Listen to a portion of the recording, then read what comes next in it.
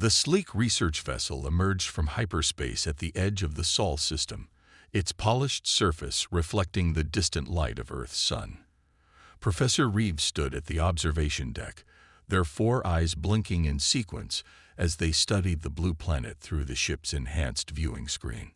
"Another primitive world," Reed muttered, checking the data floating in the air before them. According to the Galactic Council's records, humans were just another Category C civilization, barely worth the fuel spent reaching their system. Reed had studied dozens of similar species over their 300-year career, and they all followed the same predictable patterns. The professor's assistant, Tom, moved quietly across the deck. "Sir, I've prepared the standard observation protocols. Shall we begin with the outer colonies first?" Reed waved one of their upper limbs dismissively. "No need for such caution with Category C species. Take us directly to their orbital stations. They barely have artificial gravity. What danger could they pose?" The ship glided smoothly through space, passing the red planet Mars. Reed noted with mild surprise the number of human settlements dotting its surface. The database had mentioned only 2 major colonies, but Reed could count at least 7 large domes and numerous smaller outposts. "Interesting," Reed mumbled, making a note in their personal log. They seemed to reproduce and expand faster than the database suggested. As they approached Earth's orbit, the ship's sensors began picking up hundreds of signals. The space around the planet was bustling with activity. Satellites, space stations, and vessels of various sizes moved in seemingly chaotic patterns. "Sir," Tom called out, his voice carrying a note of confusion, "I'm detecting some anomalies in their ship movements." Reed moved to the main console, their professional curiosity finally stirred. The human vessels were crewed by galactic standards, using primitive chemical and nuclear propulsion. Yet something about their flight patterns didn't make sense. "These readings can't be right," Reed said, adjusting the sensors. "According to our data, their technology level shouldn't allow for such precise maneuvering in space. And these speeds..."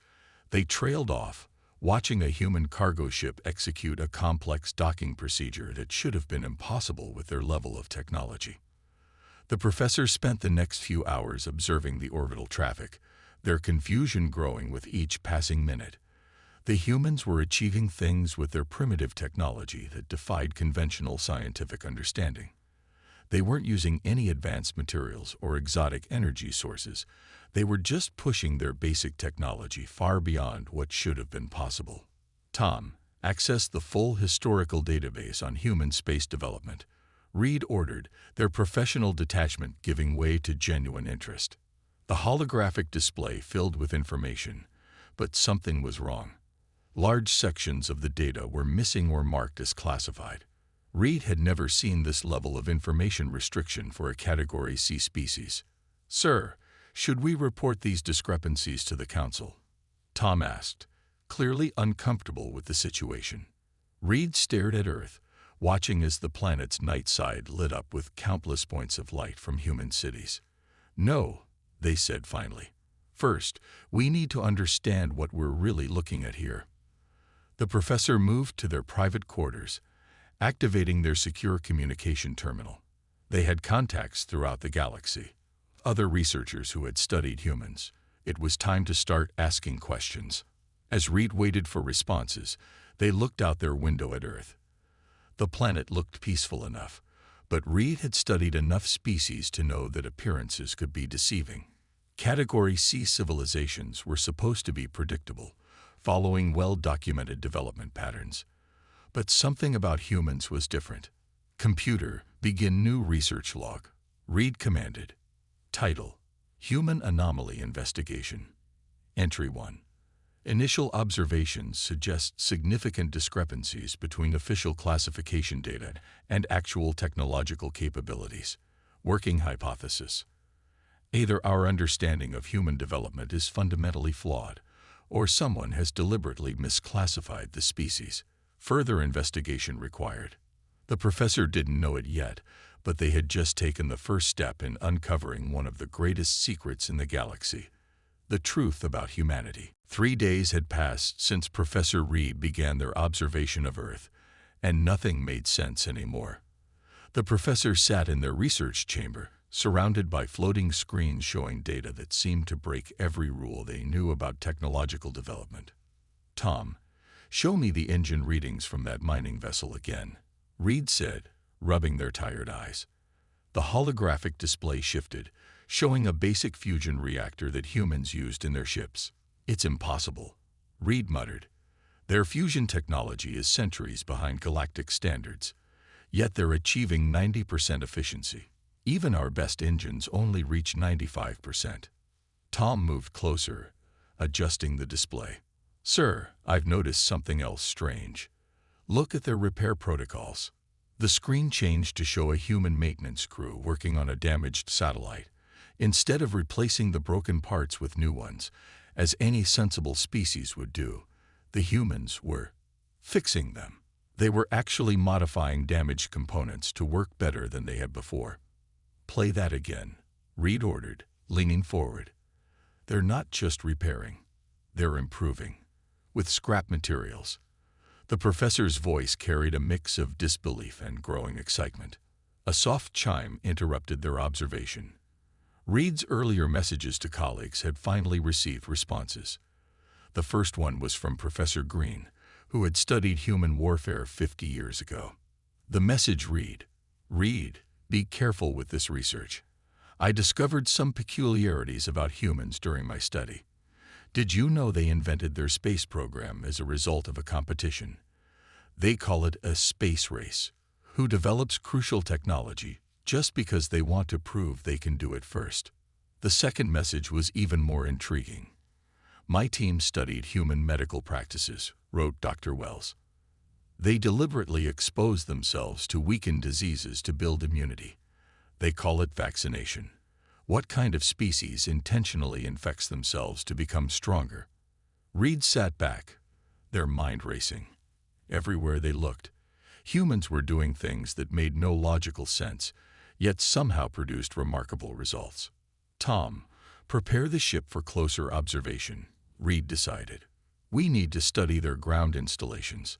The research vessel descended into Earth's atmosphere, using its cloaking technology to remain invisible. They flew over vast cities, industrial complexes, and research centers. The ship's sensors recorded everything, and with each passing hour, the mysteries deepened. "Sir, look at this," Tom called out. "This human facility is labeled Failed Experiments Archive. They're keeping their failures." Reed rushed to the console. Most species destroyed evidence of their technological failures, but humans were carefully preserving theirs.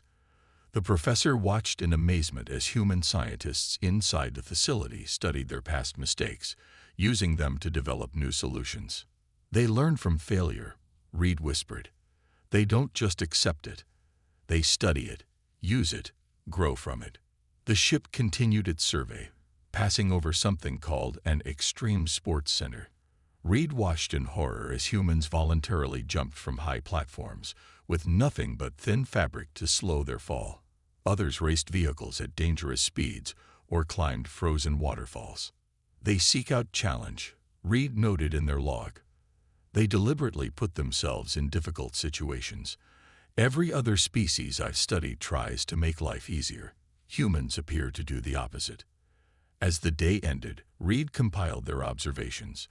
Nothing about humans followed the normal patterns of species development. Their technology shouldn't work as well as it did. Their methods were unorthodox. Their behavior defied logical explanation. "Tom," Reed said finally, "I believe we need to break protocol. Standard observation isn't enough. We need to understand why humans behave this way." Tom looked nervous. "Sir, direct contact with a Category C species is strictly forbidden." Reed looked at their screens, where videos showed humans doing the impossible with simple tools and raw determination. "Tom, I'm beginning to suspect that Category C was never the right classification for humans. Send a message to my old friend at the Council Archives. We need to see the uncensored files about humanity's first contact." As their ship turned toward the human settlement on Mars, Reed felt a mixture of excitement and unease. They were about to break every rule in the book. But somehow, that felt strangely appropriate when studying humans. Professor Reed's office aboard the research vessel had transformed into a maze of holographic displays. Each screen showed different pieces of a puzzle that grew more complex by the hour. Their friend at the Council Archives had finally responded, but the message only deepened the mystery. "Most of the files are missing," Tom said, scrolling through the sparse data. "Someone deleted nearly everything about humanity's first contact from the official records." Reed paced the room, all four arms clasped behind their back.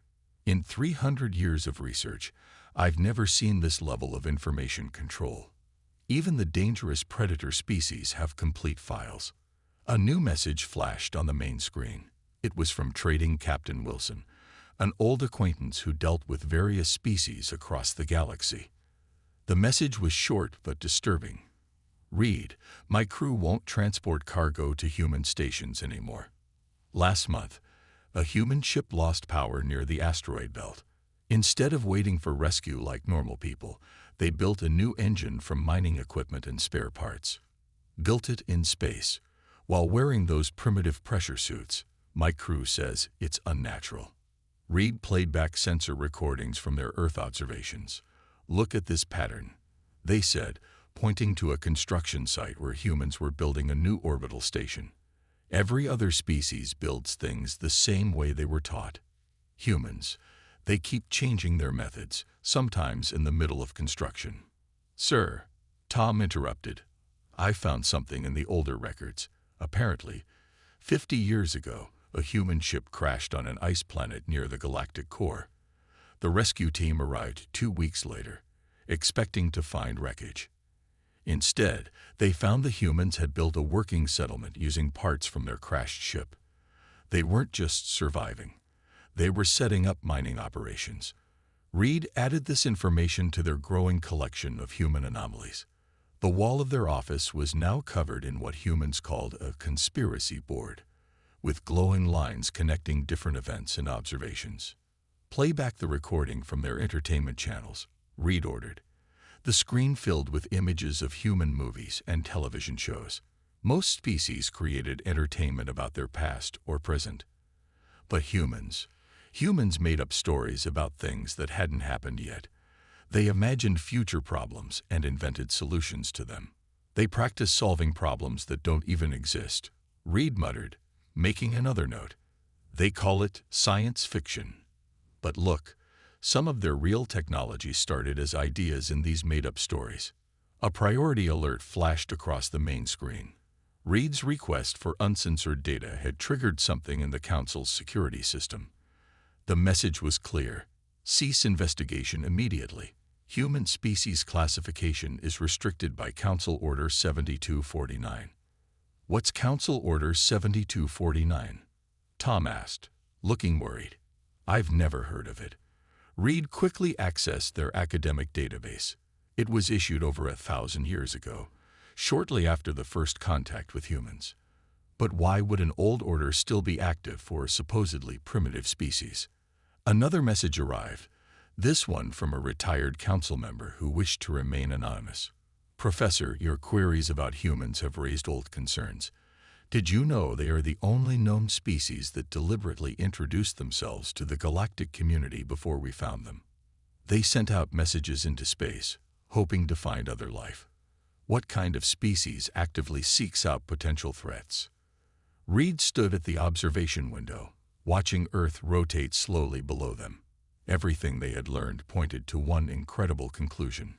Humans weren't just another species, they were something entirely different. Their classification as Category C made no sense unless... "Tom," Reed said suddenly, "what if humanity's classification wasn't a mistake? What if someone deliberately buried their true capabilities?" The assistant's scales paled slightly. "But sir, who would have the power to hide an entire species' true nature? And more importantly, why?" Reed turned to their command console. "There's only one way to find out. Set course for the Mars colony. If we want to understand humans, we need to talk to them directly." As their ship turned toward Mars, Reed received one final message. It was from the Council Security Division.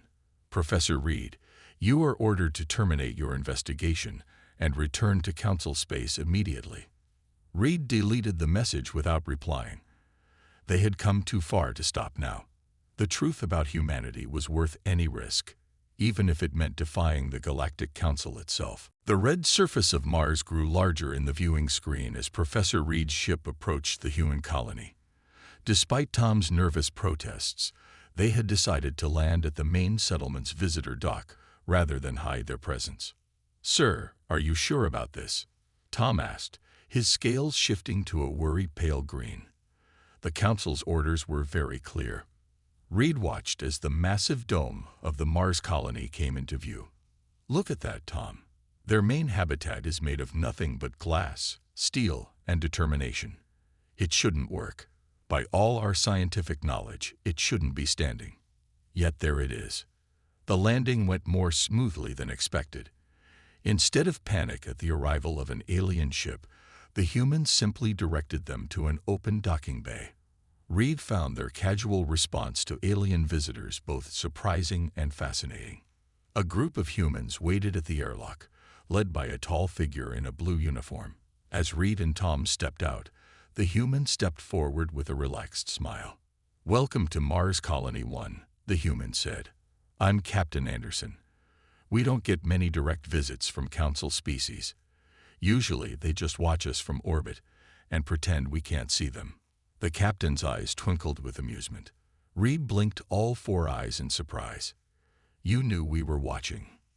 "Professor, your cloaking technology is impressive, but we've been tracking your ship since you entered the solar system," Anderson replied. "Would you like a tour? I imagine you have questions." As they walked through the colony, Reed's confusion grew. The corridors were filled with a mix of advanced technology and what looked like improvised repairs. In one section, Reed spotted a critical air filtration system held together with what humans called duct tape. "Isn't that dangerous?" Reed asked, pointing at the makeshift repair. Anderson shrugged. "It works better than the original part.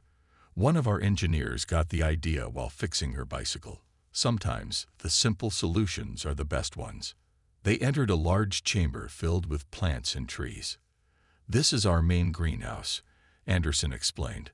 "We had some problems with the soil at first, so we mixed it with crushed Martian rocks and earthworms. The Council agricultural experts said it was impossible, but," he gestured at the thriving plants, "you changed the soil's fundamental composition without any advanced terraforming equipment." Reed asked in disbelief. "We needed food, so we found a way," Anderson said simply. "Humans are good at that." The tour continued through research labs, living quarters, and engineering sections. Everywhere they looked, Reed saw impossible things. Humans had taken basic technology and pushed it far beyond its supposed limits. They'd adapted to living on Mars not by changing the planet completely, but by changing themselves and their technology to fit their new home. In the colony's control center, Reed noticed something odd. "Your warning systems," they said, "they're showing hundreds of potential failures." "Of course," Anderson replied. "We calculate everything that could go wrong and plan for it. Then we plan for those plans going wrong. Then we have backup plans for the backup plans. And when something completely unexpected happens, we improvise." "But how do you live with such constant danger?" Tom asked, his scales now almost white with stress. Anderson laughed. "That's just Tuesday for us.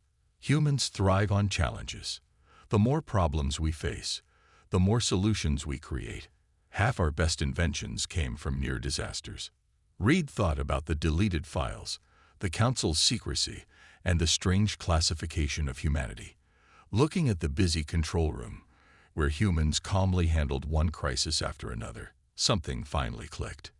"You're not afraid of failure," Reed said slowly. "Other species see problems as obstacles, but humans see them as opportunities. Now you're getting it." Anderson smiled. "Would you like to see something really interesting? We're about to test our new terraforming method." The council said it was impossible with our technology level, so we had to get creative. As they followed Anderson to the testing facility, Reed's communicator buzzed with another urgent message from the council. But for the first time in their career, the professor didn't care about official protocols.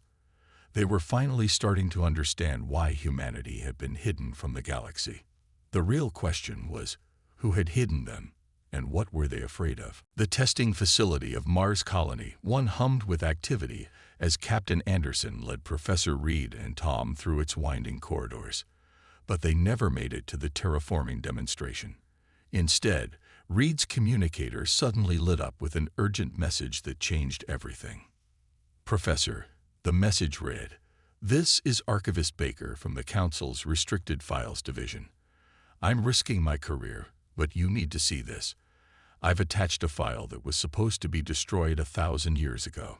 Download it quickly before they track this transmission." Reed's hands shook as they connected their personal device to receive the file. Time was short. They could already detect Council ships entering the solar system. "Captain Anderson," Reed said quickly, "I need a secure room. Now." Anderson nodded, immediately understanding the urgency. "Follow me." They hurried to a small conference room deep within the colony. As soon as the doors sealed, Reed projected the secret file into the air. The room filled with ancient holographic recordings showing scenes from humanity's early days of space exploration. "By the great stars," Tom whispered, his scales turning deep blue with shock. The recording showed humans from over 1,000 years ago. They had barely mastered spaceflight. Their technology was primitive, and yet they had already started exploring their solar system. Not because they were ready, not because it was safe, but simply because they could. "There's more," Reed said, advancing through the files. "Look at this." A new recording played, showing a meeting of the Ancient Council. The date stamp showed it was from the early days of humanity's discovery. An elderly council member was speaking urgently. "We must act now," the ancient alien said. "Humans are unlike any species we've encountered. They don't follow the normal patterns of development. They take risks no sane species would consider. They deliberately seek out problems to solve. Most concerning of all, they adapt at an unprecedented rate." Another council member spoke. "Surely you're exaggerating. They're barely capable of reaching their own moon." "That's exactly my point," the first alien responded. "Look how quickly they went from their first powered flight to landing on their moon. It took them only 66 years. Other species take centuries for such advancement. And do you know why they did it? Because they challenged themselves to do it within a decade." Reed paused the recording, looking at Anderson. "Is this true? Your species went from basic flight to moon landing in just 66 years. Anderson nodded. "Actually, it was about 63 years from the Wright brothers to Neil Armstrong. We were in a bit of a hurry." The recording continued, showing more council debates. The ancient aliens had recognized something in humanity that terrified them. Unlimited potential driven by an irrational love of challenges. "Here it is," Reed said softly, finding the crucial document. "Council Order 7249, the Human Containment Protocol." The order was clear. Humanity would be deliberately misclassified as a Category C civilization. Their files would be heavily redacted. Their true capabilities would be hidden from the galaxy. Most importantly, their unique trait, the ability to thrive on challenge and grow stronger through adversity, would be kept secret. "They were afraid of us," Anderson said, reading the ancient text. "Not because we were dangerous, but because we were unpredictable." Tom spoke up, his voice shaking. The order was signed by the preservers, the ancient species that supposedly vanished thousands of years ago. Reed's mind raced. They didn't vanish. They'd been here all along, watching, maintaining humanity's false classification. But why? What were they so afraid of? The answer came in the final part of the file. A prediction model showing species development across the galaxy. Most species followed a straight line of progress, advancing slowly and carefully. But humanity's line shot upward at an impossible angle, driven by their constant drive to overcome challenges. "Professor," Anderson said quietly, "those council ships will be here soon. What are you going to do?" Reed stood straight, all four eyes focused and determined. "The galaxy deserves to know the truth. The question is, Captain, what will humanity do when the galaxy finally knows what you're truly capable of?" Anderson smiled. "What we always do, Professor. We'll improvise." As if to emphasize his point, the colony's alerts began blaring. The council ships had arrived sooner than expected. Now Reed had to make a choice: obey the council or reveal the truth about humanity to the galaxy. Looking at the ancient files, the answer was clear. It was time for the galaxy to learn why the most ancient and powerful species had feared humanity's potential. The emergency lights of Mars Colony 1 flashed red as 3 massive council enforcement vessels dropped out of hyperspace, their weapons systems fully charged. Inside the colony's secure conference room, Professor Reed, Tom, and Captain Anderson watched the approaching ships on the main screen. "Those are Enforcer-class vessels," Tom said, his scales now almost white with fear. "They're not here to talk." Reed clutched the data device containing the ancient files. "They're here to maintain the secret, just like they've done for 1,000 years. Anderson touched a control panel on the wall, and a 3-dimensional map of the solar system appeared. Dozens of small dots were moving rapidly across it. "What are those?" Reed asked, pointing at the moving dots. "Human ships," Anderson replied with a slight smile.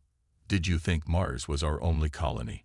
We have mining operations throughout the asteroid belt, research stations near Jupiter, and exploration teams all the way out to Saturn. When you triggered those council alerts, they all started moving." The council ships transmitted their demand.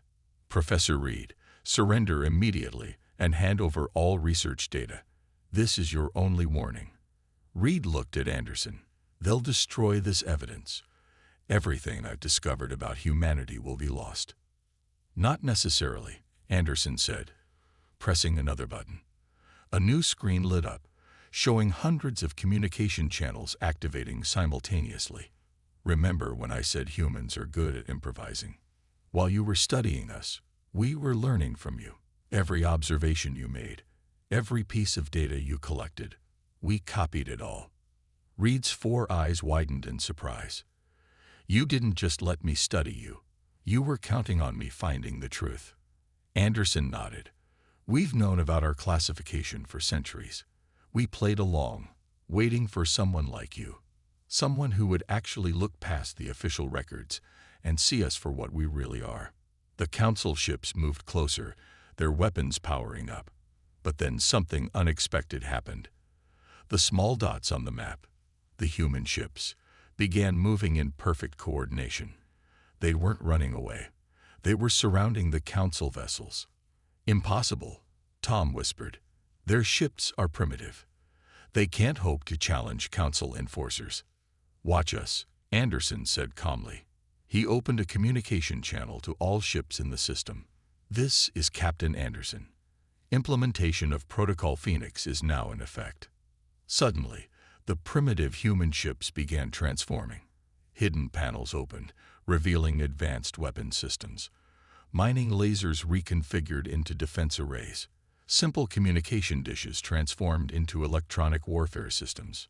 "You've been hiding your true capabilities," Reed realized. "All this time." "We knew this day would come," Anderson explained. "Every piece of technology we showed the galaxy was carefully chosen. We let them see what we wanted them to see. But we never stopped advancing." The council ships fired their first warning shots. In response, the human vessels executed maneuvers that should have been impossible with their supposed level of technology. They moved like a swarm of insects, coordinated but unpredictable. "Professor," Anderson said, "it's time to make a choice. The council ships are here for you. What are you going to do?" Reed looked at the ancient files, then at the battle unfolding in space. Their entire career had been devoted to understanding other species. Now they finally understood why humanity had been hidden away. "Tom," Reed said firmly, "transmit everything we've discovered to every scientific institution in the galaxy. Every ship, every colony, every research station. Send it all." "But sir," the Council lied to the galaxy for 1,000 years. They kept humanity isolated because they feared what would happen when other species learned from them. That ends today. As Tom began the transmission, the human ships moved into their final positions. They weren't just defending Mars. They were protecting the truth itself. "Captain Anderson," Reed said, watching the standoff in space, "I believe I know why the Preservers feared humanity so much. It wasn't just your ability to adapt or your love of challenges. It was because you never, ever do what you're expected to do." Anderson smiled as hundreds more human ships emerged from hidden bases across the solar system. "Professor, you haven't seen anything yet. Now, let's show the galaxy what humanity can really do." The Great Hall of the Galactic Council had never been so crowded. Representatives from every known species packed the circular chamber, their voices a mix of excitement and concern. At the center of the hall, Professor Reed stood calmly, surrounded by holographic displays showing the evidence they had uncovered. 1 month had passed since the confrontation at Mars. The Council ships had withdrawn that day, realizing that fighting humanity would have revealed exactly what they had tried to hide for 1,000 years. Now, the truth could no longer be contained. "Members of the Council," Reed began, their voice steady. "For a millennium, our civilization has lived with a lie. Humanity was never a Category C species. They were hidden from us by the Preservers, who feared what would happen when the galaxy learned humanity's greatest secret." The main screen displayed scenes from Earth and its colonies. Humans building impossible things with simple tools, solving problems in ways that defied conventional logic, turning failures into stepping stones for success. "Look at these readings," Reed continued, showing data from their research. "Humans didn't advance along the expected path because they don't think like us. When they face a barrier, they don't stop. They don't even go around it. They find a way to turn that barrier into an advantage." Captain Anderson stepped forward, now wearing a formal uniform as Earth's representative. "For centuries, we played the role we were given. We showed you primitive rockets while developing antimatter engines. We asked for help with basic terraforming while perfecting environmental transformation technology. We did this not to deceive, but because we knew the galaxy wasn't ready for the truth." A council member stood up. "And what truth is that?" Reed changed the display to show humanity's real technological progress. Every other species develops in a linear way, building carefully on past successes. Humans, they leap forward in random bursts of inspiration. They deliberately create problems just to solve them. They turn games into scientific advances, accidents into discoveries, and limitations into opportunities. The chamber erupted in discussion. Some species were frightened by these revelations. Others were fascinated. But all of them understood that the galaxy had changed forever. "I propose," Reed announced, "that we create a new classification, not based on technology levels or development stages, but on potential. Humanity should be recognized as Category A+, a species that improves not despite challenges, but because of them." The Council's leader spoke. "And what of the Preservers? They're warning about humanity's unpredictable nature." Anderson laughed. "The Preservers were right about us being unpredictable, but they were wrong about that being a weakness. The galaxy is full of unknowns, problems we haven't even discovered yet. You need a species that doesn't just solve problems. You need one that loves finding them." Reed activated their final display, showing a simulation of future development. With humanity's methods shared freely, other species can learn new ways to approach challenges. We don't need to fear the unknown. We can embrace it, just as humans do. The vote was nearly unanimous. Humanity's classification was officially changed, and with it, the very way the galaxy evaluated species development. The old system of categorizing civilizations by their technology was replaced by a new measure: their ability to adapt and innovate. As the council session ended, Reed found Anderson staring out at the stars through the Great Hall's window. "What will humanity do now?" Reed asked, "now that you don't have to hide your capabilities." Anderson smiled. "The same thing we've always done. Push boundaries, solve problems, make mistakes and learn from them. But now we can do it openly, and maybe teach others that it's okay to fail as long as you keep trying." "The preservers thought they were protecting the galaxy by hiding you," Reed said, "but they were actually holding us all back. That's the funny thing about humanity," Anderson replied. "The more you try to contain us, the more we grow. Now, Professor, would you like to see what we're really capable of? We've got some interesting projects planned for the unexplored regions of space." Reed looked at their research notes one last time, then deleted them. They didn't need records of humanity's past anymore. The future would be far more interesting. "Lead the way, Captain," Reed said. "I have a feeling the galaxy is about to become a much more exciting place."